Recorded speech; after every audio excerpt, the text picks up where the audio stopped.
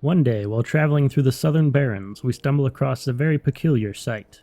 Even from a distance, we can tell the beasts have no business in these parts. As we draw closer, we identify a horse and 3 night sabers, ridden by a human and night elves respectively. What are these Alliance dogs doing in Horde territory? Recognizing the threat these Alliance scouts could pose to the Horde's operations here, we tail the party and wait for an opportunity to strike.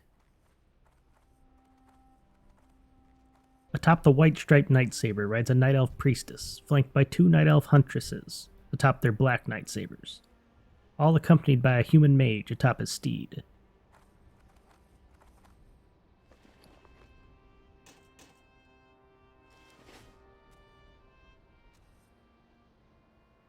As they come to the Gold Road, we rush into battle against the Alliance filth. But they are not caught off guard. The scouts immediately dismount and engage us in combat. Normally a fight of 4 versus 1 would be tough, but manageable for one of the Horde's finest. But these Alliance dogs are no quilboar or Barrens beasts. We are quickly overwhelmed and forced to flee from battle, lest we be struck down and word of the Alliance filth never reach the Horde camps. Bloodied and wounded, we manage to flee towards Camp Tarajo and inform the Horde forces there of the Alliance's intrusion into our lands. It won't be long now until Horde forces are rallied and we can reapproach the Alliance dogs with more of the Horde's finest at our side. In the meantime, we return to stalking our prey, lest they disappear into the wilds. They must not be allowed to report back whatever information they've gathered whilst patrolling Horde lands. Finally, our call to battle is answered, and a Horde champion rallies with us on the Gold Road in the estimated path of the Alliance troop. This time, the Alliance forces are no match, and they swiftly fall before the might of a seasoned Horde veteran. Surely the leaders of the Horde's efforts in the Barrens will be thrilled to hear that such a threat was disposed of. But what's this? Even better. On the corpse of one of the huntresses, you notice an official-looking scroll wrapped in a silvery ribbon. Surely a Horde commander would be interested in the information contained within this message. You recall being asked to report to the northern border of the Barrens, where an outpost has been established to beat back Night Elf intrusions from Ashenvale. Surely someone there would want to know of this Alliance intrusion and perhaps, given the information contained within this scroll, could plan a counter-assault. Heading north to the border of the Night Elf's forest, we can report to Kadrak, the Horde commander of the Morshan Rampart. He tells us of the Horde's efforts in Ashenvale, and of the 2 bases the Horde has been able to establish within the Night Elf lands, asking us to gather reports from the Horde scouts stationed throughout the forests. But before we set off into Ashenvale, we reveal the rune scroll to Kadrak and tell him of the Alliance scouts we found lurking deep within Horde territory. Kadrak knows of the scroll's author and sets us upon our next task. This scroll is from that scheming dryad Rynthariel, Keymaster of the Talon Den on Stonetalon Peak. She'll not be making any more contact with the messenger you looted this from, but we'll stand our ground here. The Horde will not tolerate her Outrunners here. Nudnik, travel to the Talon Den, kill Rynthariel, and then put up a symbol for all to see. Take this Horde flag, Nudnik.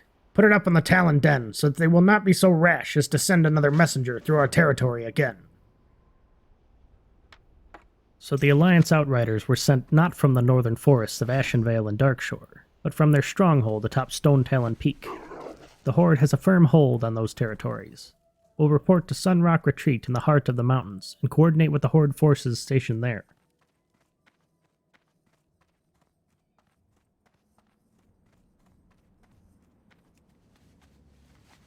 At the Horde camp, we find a Blood Elf sorceress peering into the lake, obviously frustrated by her current station. Our enemies will fall. You cannot imagine the hatred I possess for this wretched land. The ilk of Cenarius and the Kaldorite druids at the peak employ their pathetic powers to stifle the flow of magic, even so far south of their pathetic holdings, their beloved forests. Would that I could return to Jadenar and exult in the flow of magic, but my master will not allow me to return until my work is done. I have no doubt you love the Night Elves and their allies as little as I. Aid me, and both our ends might be satisfied. Some extra glory and rewards to be earned while we assault the Night Elves' keep atop the peak of the mountains. With our missions outlined and the Horde banner in hand, we begin the long journey to the peak of the Stonetalon Mountains. As we near the highest point of the mountain range, the landscape begins to transform into the lush green forestry we saw from atop the watchtower in the Northern Barrens, likely the work of the Night Elves' nature magics upon the land.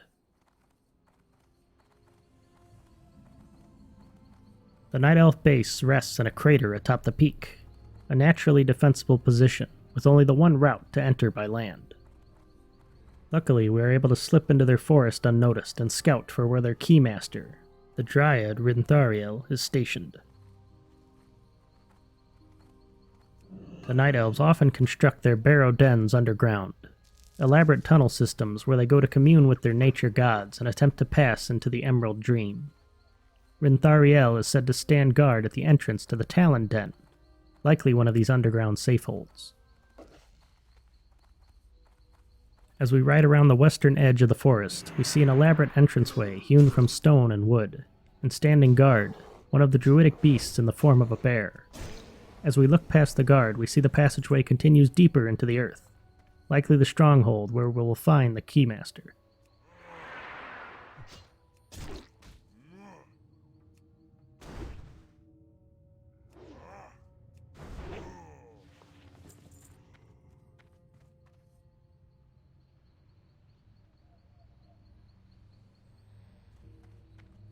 Quickly dispatching the guards outside the tunnel, we head underground to seek out the Dryad. All manner of Night Elf scum resist our assault. Druids of the Claw transformed into bears, Keepers of the Grove, and Druids in their Night Elf form attack us as we venture deeper into the Talon Den.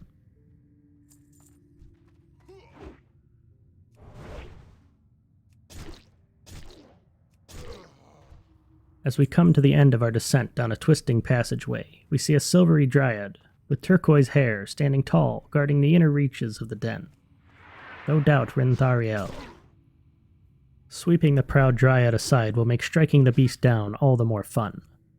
The Keymaster puts up a little resistance, kicking with her front legs and striking at us with fists, but her assaults do little against our armor and orcish might. Rynthariel is slain quickly, and falls to the ground with a whimper.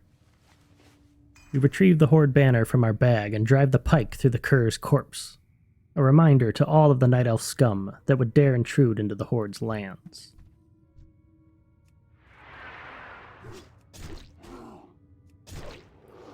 With the Keymaster dispatched, we do some scouting of the Talon Den, but for the time being, there is nothing of importance here for us. There are rumors of some elite Night Elf forces that call the Talon Den home, but none are present now, and the forces that the Blood Elf at Sunrock Retreat wanted dispatched reside outside the den, in the middle of Stonetalon Peak. With Rynthariel defeated, and the Horde's message delivered, we emerge from the Talon Den and begin our assault on the other Night Elf forces nearby.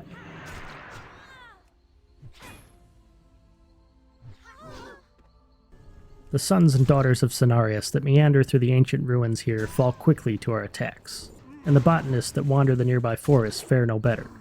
In no time at all, we have cleared out the peak of the weakest of the Night Elf forces, and we prepare to journey back to our Blood Elf ally and report our successes.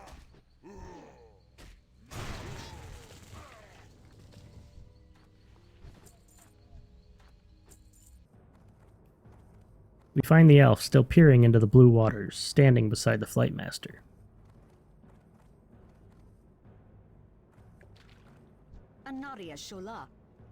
Already I could feel it.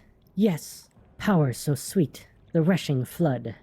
The Kaldarai are foolish to spurn the gifts of this world, to reject the coursing of magic as it flows, singing through your veins.